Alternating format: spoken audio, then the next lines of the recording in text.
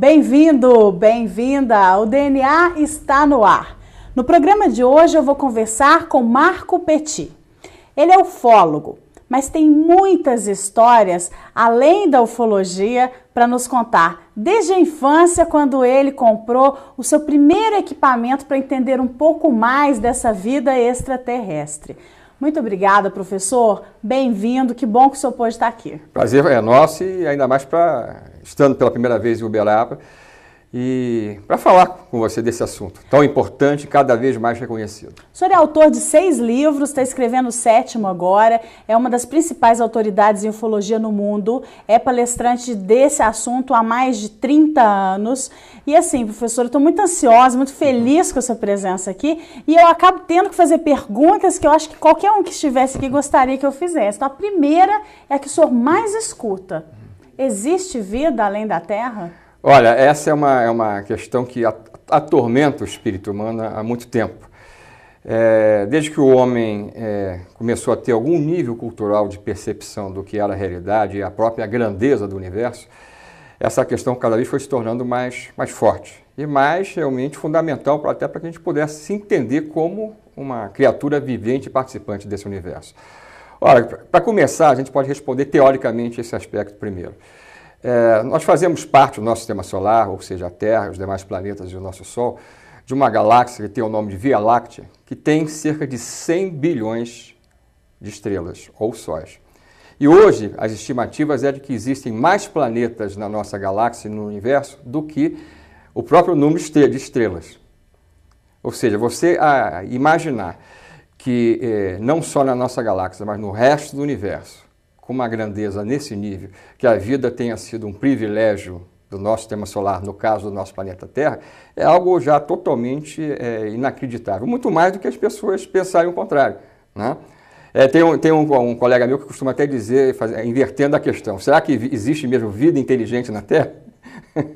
Entendeu?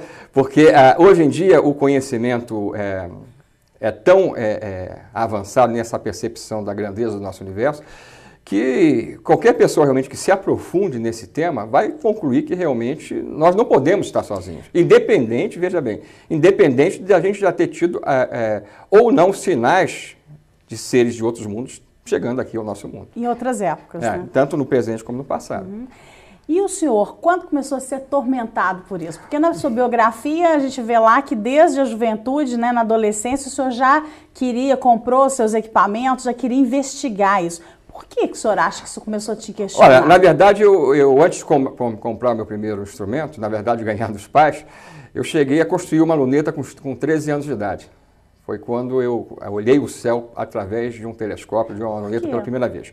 Agora, bem antes disso, com 6 ou 7 anos, eu posso dizer o seguinte, eu tenho na minha memória que uma das razões principais que me levaram a querer aprender a ler, e a ter aprendido a ler com extrema facilidade, foi já uma busca por qualquer coisa ligada ao universo. Se fosse a astronomia, fosse naquela época os anos que antecediam e antecederam a chegada do homem à Lua, ou seja, eu tinha uma fixação com tudo ligado ao universo. Astronomia, astronáutica e ufologia surgiu como uma sequência natural na minha vida, em termos de interesse. Com 8, 9 anos de idade, eu já estava profundamente interessado. Nessa época eu morava na cidade de Petrópolis, no interior do estado do Rio, apesar de eu ser carioca. Eu tinha um profundo interesse em já ouvir histórias naquela época, com 8, 9 anos de idade, de pessoas que alegavam estar vendo coisas no céu, dentro daquilo que nós chamamos de ufologia, ou de discos voadores ou OVNIs, né? Agora, da onde veio isso eu não sei. O fato é que eu progressivamente fui me aprofundando em termos de uma literatura dentro da área da ufologia, paralelamente com conhecimentos maiores na área da astronomia, que isso foi uma base para mim, até que no ano de 75 eu comecei a fazer realmente pesquisa ufológica, investigação ufológica, ou seja, eu passei a produzir materiais em termos de conclusão, de teorias dentro desse assunto. Deixei de ser simplesmente um acompanhante ou um leitor. O senhor é muito respeitado, hoje já conhecido, né, em toda a parte aí do mundo onde se fala, onde se questiona, onde se debate esse tema. Mas para chegar a essa autoridade que o senhor tem hoje, o senhor passou por muitos embates, com certeza, muitos enfrentamentos. Já chegou a algum tempo das pessoas assim debocharem, não acreditarem, achar que o senhor e toda a equipe, né, e todo o grupo que estudava estava inventando coisas? Olha, eu nunca tive esse problema. Eu conheço muitas pessoas que alegam ter tido, colegas meus, né, da área.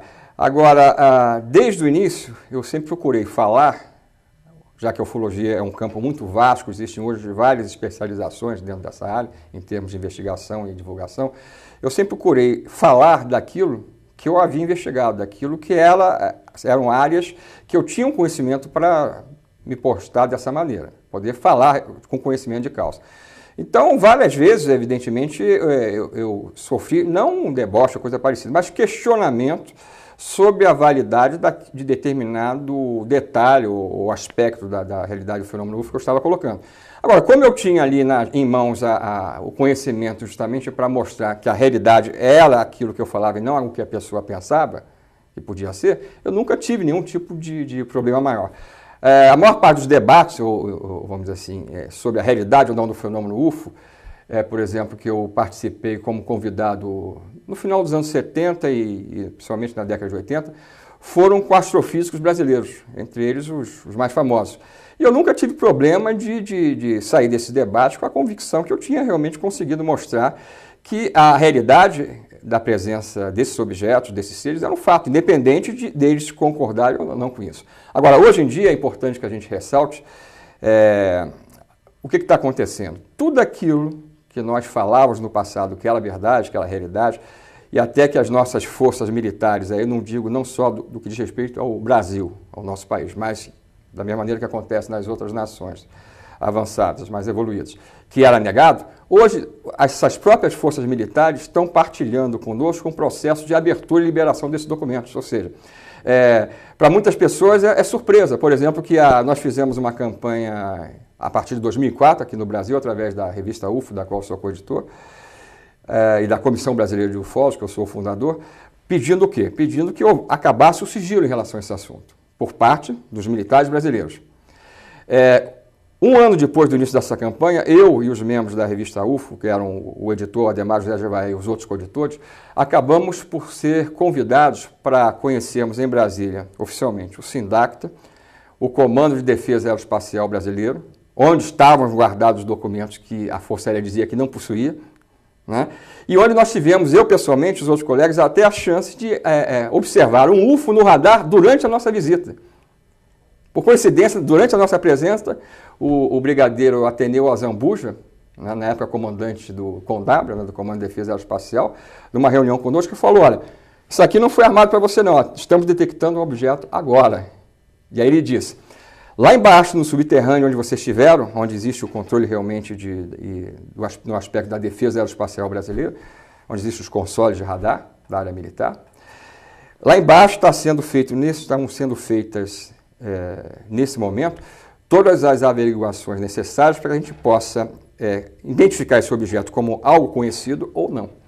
Professor, assim, é interessante você me falar disso, porque eu também sempre tive a curiosidade de saber se essas forças que hoje dominam essa informação, se elas não tentavam de todas as maneiras também manipular, esconder a verdade, e da população em geral, da massa, até acho que isso seja fácil, certo, pela falta de entendimento do assunto. Mas de vocês que são estudiosos, né, eles teriam que agir de uma maneira mais pungente, assim, mais determinante para afastar vocês. É interessante. Por que o senhor acha que isso mudou? Por que eles decidiram abrir a informação? Olha, por exemplo, algumas pessoas perguntam, você algum dia foi ameaçado?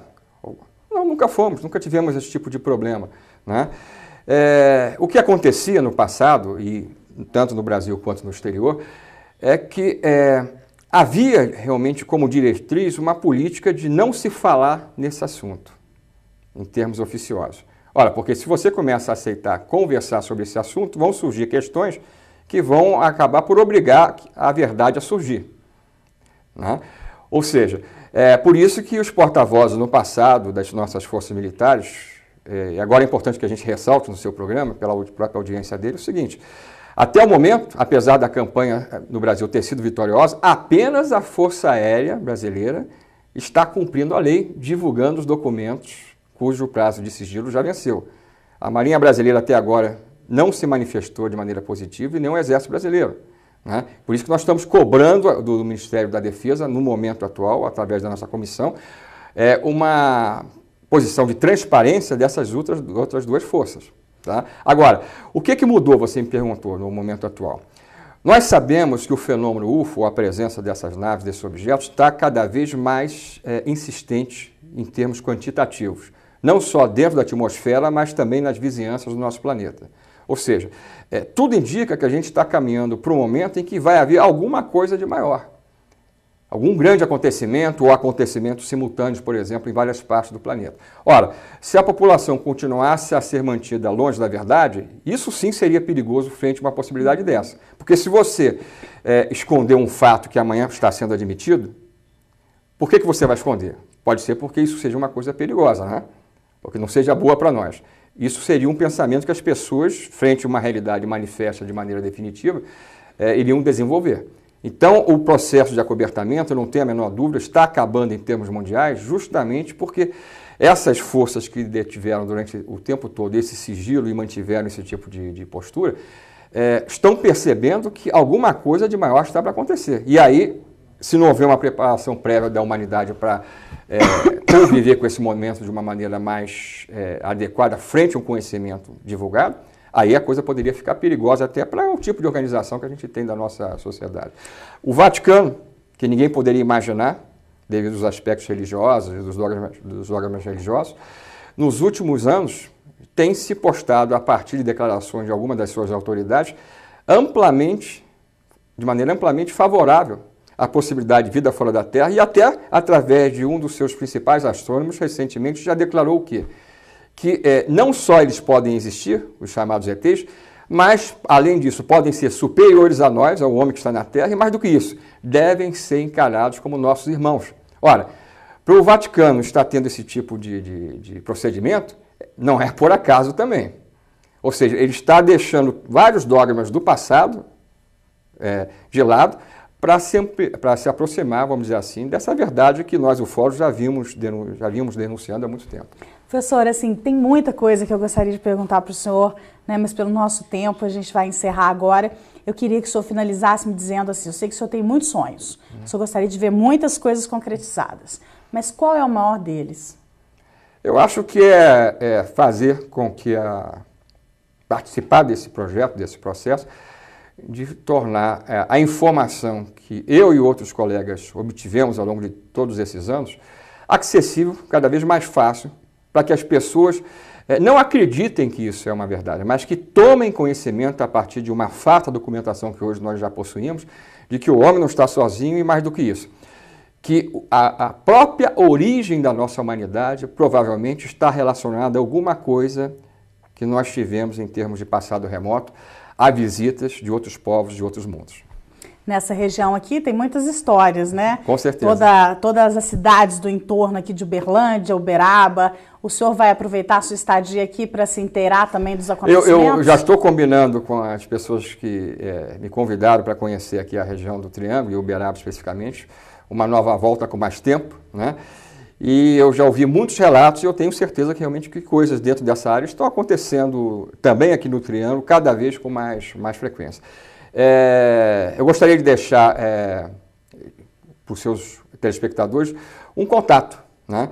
Basta colocar, o mais fácil é colocar meu nome, Marco Antônio Petit, no Google, que aparece logo como primeira opção o meu blog pessoal, através do qual vocês poderão acessar o site da revista UFO, outros sites sérios, e tomarem conhecimento no dia a dia daquilo que está sendo feito de sério, não só no Brasil, como no exterior. E enviar relatos. Justamente também. Tá? Muito obrigada. Obrigado. Sucesso. Obrigado. O senhor alcance todos os resultados que o senhor planeja. Tá, e parabéns pelo programa. Obrigada. A você em casa também, nosso abraço, nosso agradecimento pela sua companhia e até o próximo DNA.